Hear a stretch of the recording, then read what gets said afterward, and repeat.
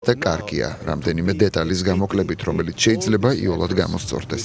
ახლა ბოლო გადაწყვეტილებების შემდეგ ყველაფერი ისევ ჰაერშია და ეს გულდასაწყვეტია. მე შევხვდები ყველა პოლიტიკურ პარტიას და გავიმეორებ იგივე მესიჯს ყველასთვის. ვენეციის კომისიის თავმჯდომარის განცხადებებს აფასებენ ქართველი კანონმდებლები. მიშა ფეიქრიშვილი ჩაგორთვება შეფასებებით პირდაპირ ეთერში. მიშა, გისმენთ.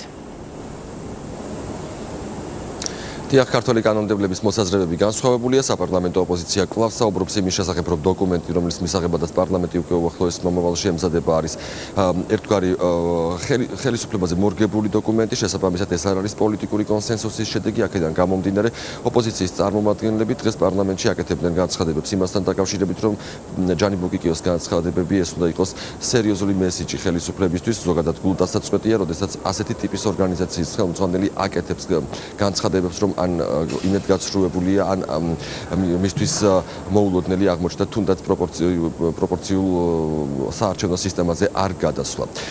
ასეთია ოპოზიციის მოსაზრებები, თუმცა რაც ეხება უმრავლესობის წევრებს, ისინი სტრასბურგიდან გამოეხმაურდნენ ჯანი ბუკიკიოს განცხადებებს და აღნიშნეს, რომ დოკუმენტი, რომელიც მომზადდა და საკონსტიტუციო ცვლილებები, ეს არის უმნიშვნელოვანესი, იქიდან გამომდინარე, რომ მასში ძალიან ბევრი და მნიშვნელოვანი ცვლილება შევიდა.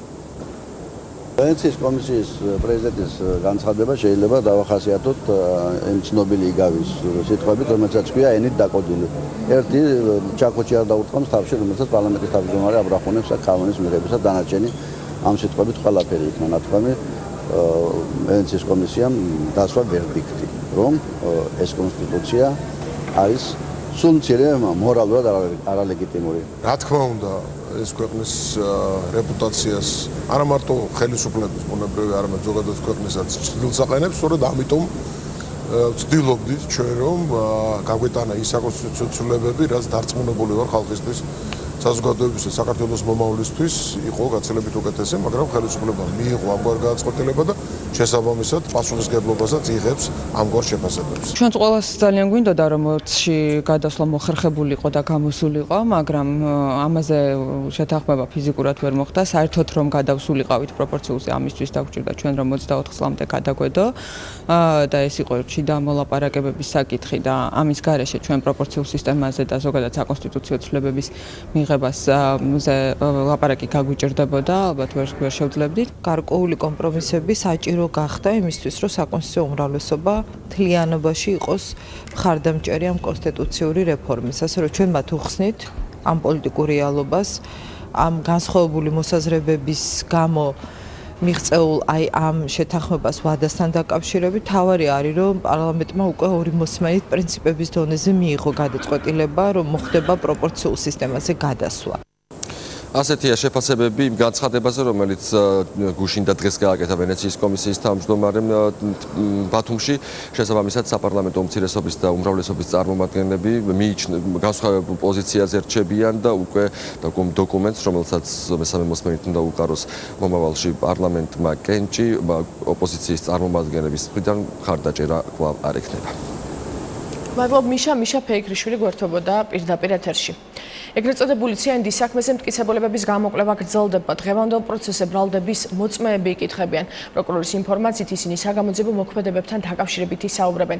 ასევე პროკურორის განცხადებით უახლოეს მომავალში საქმეზე შორენა თეთრუაშვილიც დაიკითხება. თეუნა ხუბულავა განავრცობს თემას პირდაპირ ეთერში. თეუნა, გისმენთ. როგორც საქმის პროკურორები ამბობენ, ესენი არიან ის გამომძიებლები, რომლებიც ესწრებოდნენ თბილისის საერთაშორისო აეროპორტში დეკანოზის ჩანთის დალუქვის პროცესს. პროკურორების თქმით, ისინი დაადასტურებენ იმას, რომ უკანონო საგამოძიებო მოქმედებებს ადგილი არ ჰქონდა და ვიდრე ეს ჩანთა არ მიიტანეს პროკურატურაში, სადაც დაათვალიერეს ნივთები, მას არავინ შეხებია და მასში არაფერი არ ჩაუდიათ. გარდა ამისა, პროკურორები ამბობენ, რომ გამომძიებლებს შორის არიან ისინი, ვინც მიიღეს დეკანოზ გიორგი მამალაძეს საცხოვრებელი სახლის შხრეკაში მონაწილეობა და ამოიღეს იქიდან ცეცხლსასროლი იარაღი.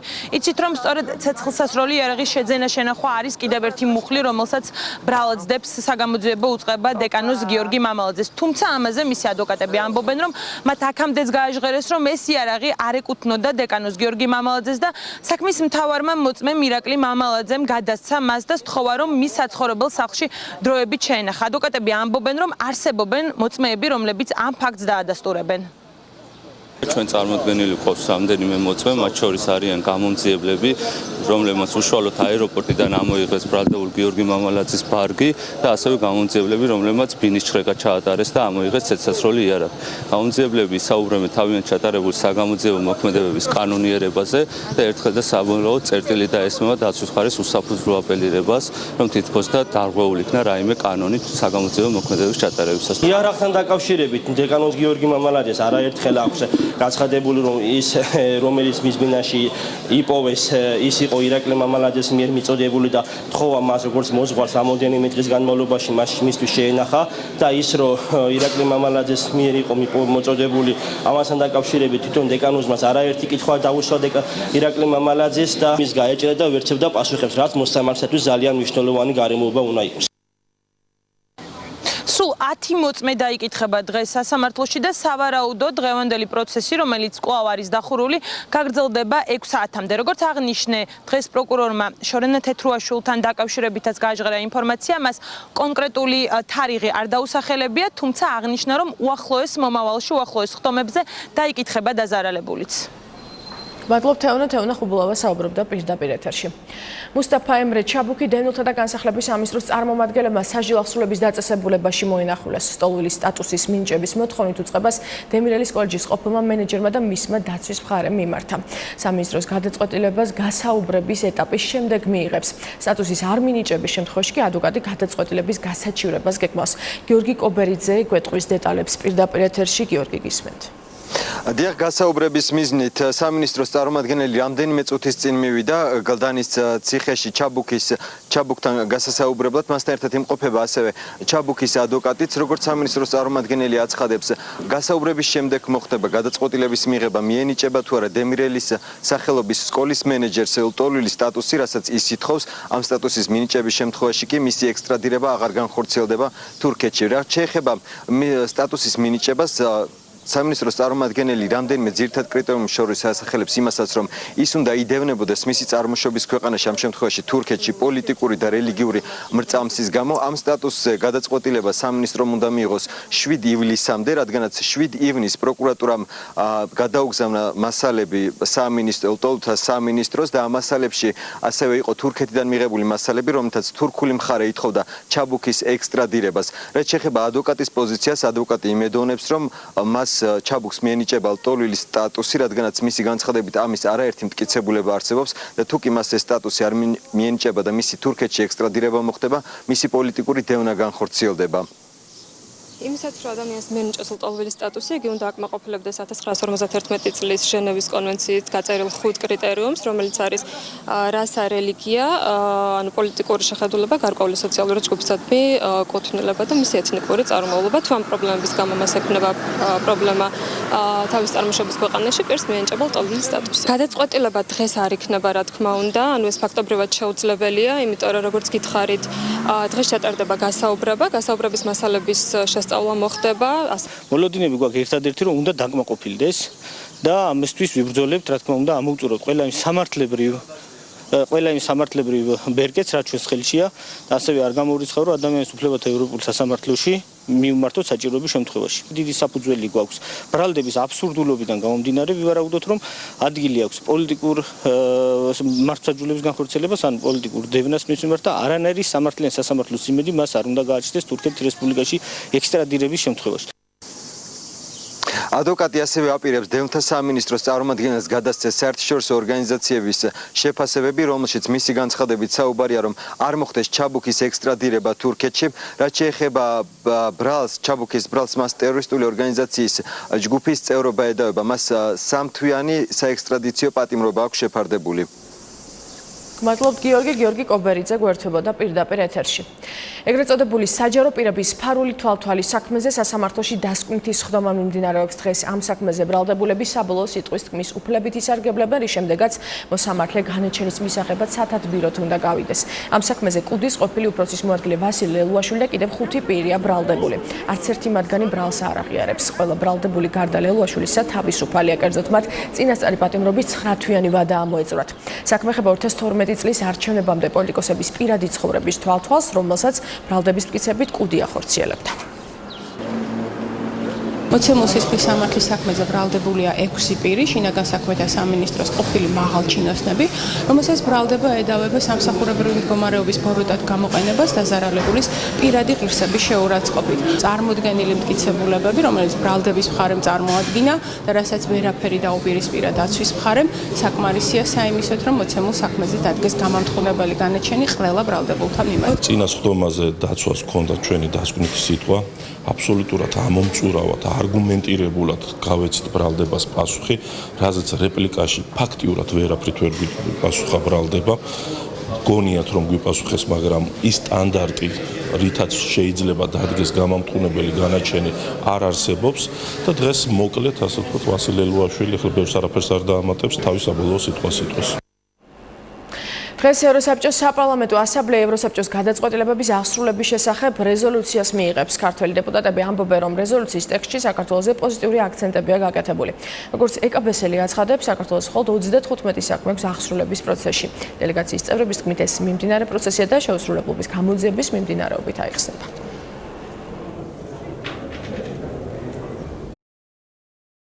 სამ ადგილას ძალიან კარგი ჩანაწერი, ერთი რომ საქართველოს აქვს ახალი სტანდარტი საპარლამენტო კონტროლის და აქვს აქტივობები ბოლო პერიოდში, რითიც ჩვენ გადავინაცვლეთ იმ ქვეყნებს შორის, რომელსაც დაბალი პროცენტი აქვს გადაწყვეტილებების შეუსრულებლობის. ყველა ქვეყანას აქვს შესასრულებელი გადაწყვეტილებები, იმიტომ რომ ეს მიმდინარე პროცესია.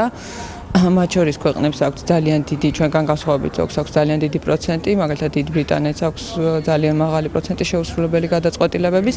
ჩვენ შემთხვევაში, ასე ვთქვათ, შეუსრულებლობა არის დაკავშირებული მიმდინარე გამოძიებთან. ანუ გამოძიება მიმდინარეობს და ვიდრე გამოძიება არ დადებს გარკვეულ შედეგებს, ზოგიერთ საქმეში მანამდე, ასე ვთქვათ, საქმის ჩახურვა და შესაბამისად შესრულებულად ჩაცვლა ვერ ხერხდება. პარლამენტის ბიუროს ხდომაზე დღეს აზერბაიჯანელი ჟურნალისტის აფგან მუხთალის საქმეზე დროებითი საკამოძიებო კომისიის შექმნის საკითხს კიდევ ერთხელ დააყენებენ.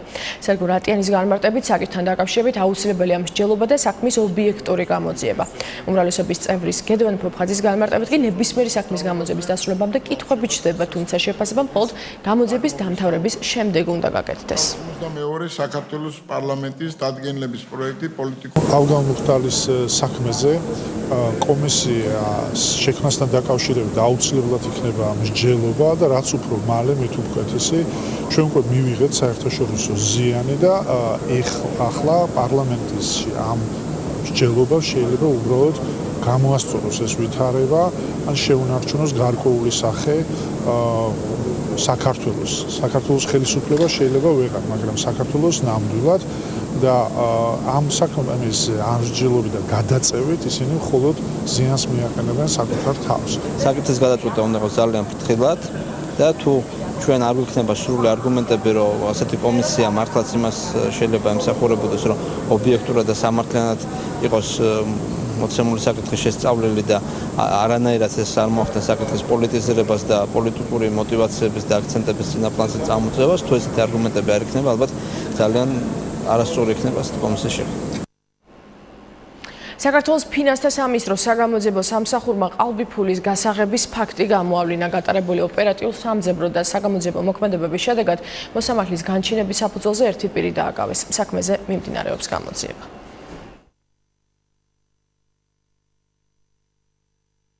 გამოძიებით დადგინდა, რომ ბრალდებული ფიზიკურ პირზე ასაღებდა $100 კუპიურებს. საგამოძიებო სამსახურის მიერ აღნიშნული ყალბიფული ამოღებული იქნა ნივთიერი მტკიცებულების სახით. სეზარ სუბარმა იმერეთის და გურიის რეგიონებში ეკომიგრანტი ოჯახებისთვის შესყიდული სახლები დაათვალიერა. სამინისტრომ კერძო სახლის საკარმიდამო მიწის ნაკვეთით გურიის და იმერეთის რეგიონებში მცხოვრებ 130 ეკომიგრანტ ოჯახს გადასცა. ეკომიგრანტი ოჯახი თავად არჩევს კერძო სახლს მიწის ნაკვეთით საქართველოს ნებისმიერ რეგიონში. კრიტერიუმების დაკმაყოფილების შემთხვევაში კი სამინისტრო აღნიშნულ სახლს შეისყიდის. სამი წლის განმავლობაში 500-მდე ოჯახი დაკმაყოფილდა მთელი საქართველოს მასშტაბით, მათ შორის გურია იმერეთი, სადაც დღეს დავათვალიერეთ სახლები, არის უკვე შეძენილი 130 სახლი დაახლოებით, თუმცა განაცხადების რაოდენობა გაცილებით მეტია და ამიტომ მომავალში ვაპირებთ, რომ ეს პროექტი კიდევ უფრო აქტიურად გავაგრძელოთ. შინაგან საქმეთა სამინისტროს მომსახურების სააგენტო მართვის მოწმობის ქულათა სისტემის შესახებ მოქალაქეთა მაქსიმალურად ინფორმირების მიზნით ახალი ტექნოლოგიური და სოციალური პროექტები დაანერგა. ახალი მობილური აპლიკაციის მეშვეობით მოქალაქეები მიიღებენ ინფორმაციას მართვის მოწმობაზე დარიცხული ქულების შესახებ. ამავე აპლიკაციის დახმარებით მათ საშუალება ექნებათ სახლიდან გაუსვლელად უმოკლეს დროში ისარგებლონ სააგენტო სერვისებით. სხვადასხვა ცნობის ასახებად შევსონ განაცხადი მართვის მოწმობის თეორიული გამოცდისთვის მოემზადონ ასევე მოიძიონ და დაჯავშნონ ავტომობილის მათთვის სასურველი სახელმწიფო სანომრი ნიშანი. ინფორმაცია მართვის მოწმობაზე დარიცხული ქულების შესახებ ძღოლებს ასევე შეუძლიათ მიიღონ მომსახურების სააგენტოს ვებგვერდზეც. შინაგან საქმეთა სამინისტროს მომსახურების სააგენტომ დღეს წარმოადგინა ახალი პროექტი მობილური აპლიკაცია S-Agency, რომელიც შესაძლებლობას აძლევს საქართველოს თითოეულ მოქალაქეს მიიღოს ნებისმიერი სახის ინფორმაცია, რომელიც უკავშირდება მომსახურების სააგენტოს. მომსახურების სააგენტო ყოველთვის გამოირჩეოდა თანამედროვე სერვისებით და მომავალშიც არაერთი პროექტის განხორციელება გვაქვს დაგეგმილი. საქართველოს საერთაშორისო საინჟინრო საკონსულტაციო ასოციაცია FIDIC-ის წევრი გახდა. აღნიშნულთან დაკავშირებით პირველი საერთაშორისო კონფერენცია გაიმართა, რომლის მიზანს უცხოელი კოლეგების მხრიდან ქართველი ინჟინერებისთვის გამოცდილების გაზიარება წარმოადგენდა. კონფერენციაზე სიტყვით გამოვიდა ინფრასტრუქტურის მინისტრის მოადგილე, რომელმაც საქართველოში ცოტა ხნის წინ დაფუძნებულ საინჟინრო საკონსულტაციო ასოციაციასა და ამ დარგის განვითარების აუცილებლობაზე ისაუბრა.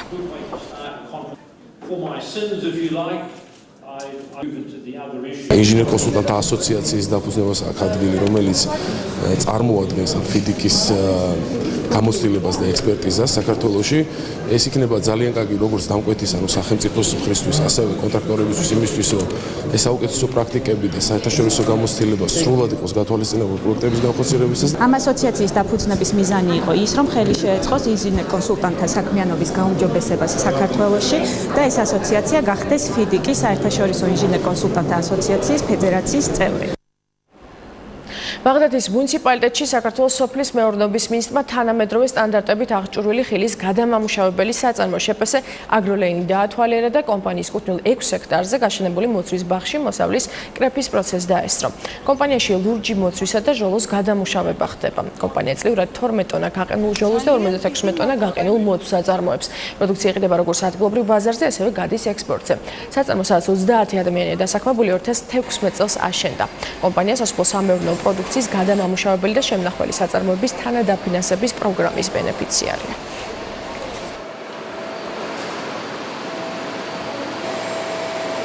ლურჯი მოცვი არის დღეს მსოფლიოში ძალიან მოთხოვნადი საექსპორტო პოტენციალის მქონე კულტურა, რომელიც პოპულარული ხდება დღითი დღე და საქართველოშიც შენდება პროფესიული ბაღები და ეს კომპანია ახდენს ზუსტად ლურჯი მოცვის გადამუშავებას. დღეს საწარმო სიმძლავრე არის დაახლოებით 350 ტონა ნედლი ლურჯი მოცვის გადამუშავება სეზონზე. რაც ევროპული მასშტაბითაც კი საშუალო საწარმოს ზომას ნიშნავს. ბორის ნემცოვის მკვლელობაში ეჭვმიტანილი 5 პირისთვის ვერდიქტის გამოტანა გადაიდო. ნაფიცმა მსაჯულებმა კანონით გათვალისწინებულ 3 საათში საერთო გადაწყვეტილების მიღება ვერ შეძლეს. მოსამართლეს დამატებითი დროის გამოყოფას თხოვეს, თუმცა მსაჯულებმა შეთანხმება დამატებით დროშიც ვერ შეძლეს. ვერდიქტის გამოცხადება ხვალისთვის გადაიდო. რუსი ოპოზიციონერი ბორის ნემცოვი 2015 წლის 27 ფებრუარს მოსკოვის ცენტრში მოკლეს. მკვლელობაში ბრალდებული 5-ვე პირი ჩეჩნეთიდან არის, თუმცა ყველა მათგანი ბრალს უარყოფს. იტალიის ხელისუფლება პორტების დახურით იმუქრება იმ უცხოური ხომალდებისთვის, რომელთაც ხმელთაშუა ზღვაში გადარჩენილი მიგრანტები იტალიის კუნძულებზე ჩაყავთ. ევროკავშირში იტალიის წარმომადგენლის მიერ წარმოდგენილ წერილში ნათქვამია, რომ ვითარება უკონტროლო ხდება.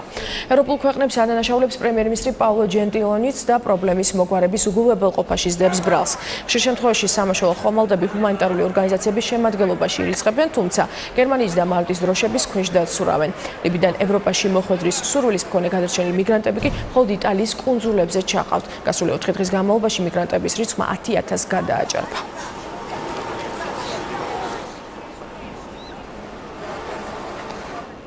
შეერთებული შტატების ადმინისტრაციამ 6 მუსლიმური ქვეყნისთვის და ყველა ტოლვილისთვის ვიზების გაცემის ახალი კრიტერიუმები დააწესა. ამის შესახებ ინფორმაციას Associated Press-ი ავრცელებს. აღნიშნული ზომები სირიის, სუდანის, ლიბიის, ირანის და იემენის მოქალაქეებზე ვრცელდება. ამ ქვეყნების მოქალაქეები შეერთებულ შტატებში შესვლას მხოლოდ იმ შემთხვევაში შეძლებენ, თუ მათ ამერიკის ტერიტორიაზე ოჯახის წევრები ყავთ. ოჯახის წევრად მხოლოდ მშობლები, შვილები, მეუღლე ან და-ძმა განიხილება. ახალი წესები უკვე გაიგზავნათ შესაბამის დიპლომატიურ უწყებებს აღნიშნულ ქვეყნებში.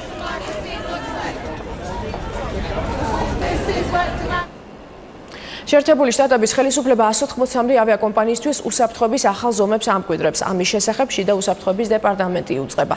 უწყების ხელმძღვანელის განმარტებით დაზვერვის ინფორმაციის საფუძველზე დეპარტამენტში მიიღეს გადაწყვეტილება დაამკვიდრონ უსაფრთხოების გაფართოებული ნორმები ყველა რეისისთვის, რომელიც შეერთებული შტატების ტერიტორიაზე ხორციელდება. განახლებული უსაფრთხოების ზომები დაახლოებით 105 ქვეყნის 280-მდე აეროპორტსაც შეეხება, საიდანაც 180-მდე ავიაკომპანია შეერთებულ შტატებში 2000-ზე მეტ რეისს ასრულებს ყოველდღიურად. გაერთიანებული სამეფოს პრემიერი მიიჩნევს, რომ ბრექსიტის პროცესის დასრულებისთვის დიდ ბრიტანეთს გარდამავალი პერიოდი სჭირდება. ლისაბონის ხელშეკრულების 50-ე მუხლის თანახმად ევროკავშირიდან გასვლის პროცესი დიდ ბრიტანეთში შარშანდელი რეფერენდუმის ჩატარებიდან 3 წელს მოიცავს. ევროკავშირსა და ოფიციალურ ლონდონს შორის მოლაპარაკებების ახალი რაუნდი ბრექსიტის შესახებ 1 კვირის წინ ბრიუსელში დაიწყო და 2018 წლის ნოემბრამდე გაგრძელდება, რის შემდეგაც პარლამენტმა დოკუმენტის რატიფიკაცია უნდა მოახდინოს. ბრექსიტის დასრულების ბოლო ვადა 2019 წლის 30 მარტი დასახელდა.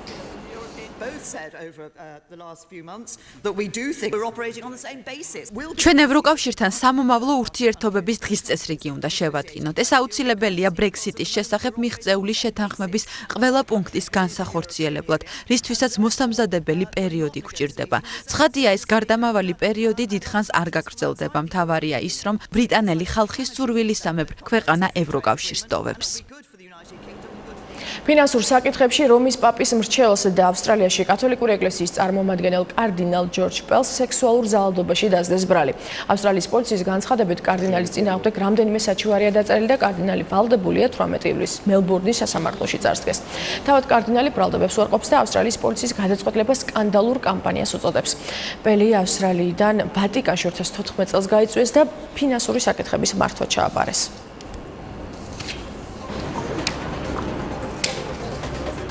მოამბე ამ დროისთვის დასრულებულია, მე 16 საათზე დაგიბრუნდებით, დროებით.